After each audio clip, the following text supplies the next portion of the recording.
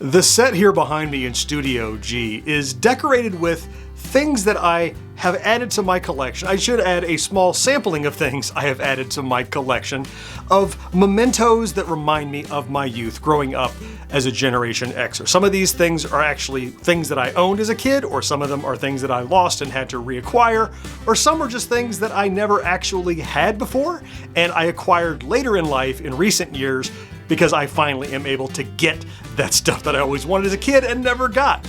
So every once in a while, I like to spin around and grab something off of my set and just tell you a little story about it, and that's what we're gonna do right now. Let's head back there. Here's the part of this video where we all pretend we didn't see the thumbnail and pretend we don't know what I'm gonna grab off of this shelf as I zoom around here. Man, there's plenty of cool stuff I could pick up. There's puppets, there's D&D stuff. I see some $6 Million Man stuff going up here in the corner. However, what I wanna talk about is this Pac-Man landline phone. This is actually a fairly recent acquisition to my collection, probably in the last year or so. It's not something I owned as a kid, but it falls in that category of stuff that I wanted as a kid. Now, I had plenty of Pac-Man paraphernalia, and I mean, no kidding, I had Pac-Man bed sheets. That shouldn't surprise anybody, I expect, but I never had a Pac-Man phone. The kind of phones that I had tended to be, I went for the transparent electronics, you know, where it was clear and you could see all the boards and wires and stuff inside. I always thought that was really cool.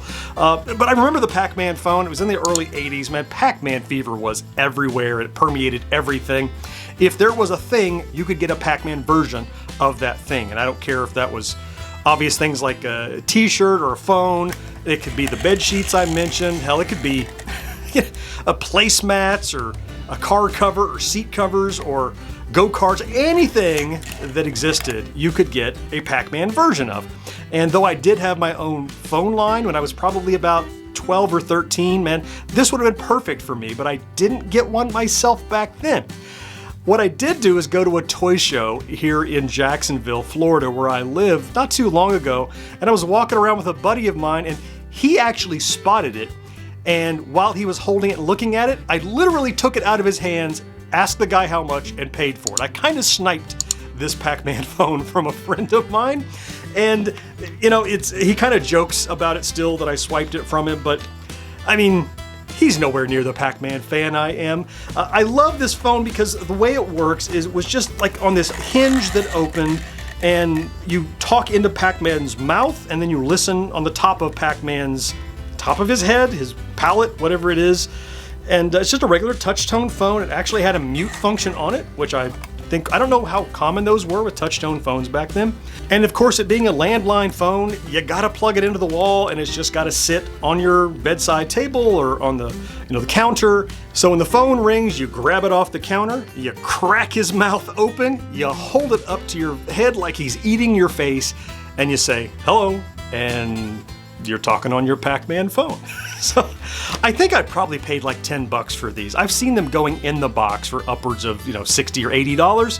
I don't need the box. I even plugged this one in. It doesn't work anymore, sadly, or I would have, let you hear the ring and all that fun stuff. But I don't need a landline phone, but I do need a Pac-Man landline phone. So I'm really tickled that I have this one now in my collection. If you like looking at some of the junk that's on my shelf, look, I have a video here or here you can go and check out. I hope you enjoyed this quick look at this thing from my shelf that I have collected, and I'll talk to you next time.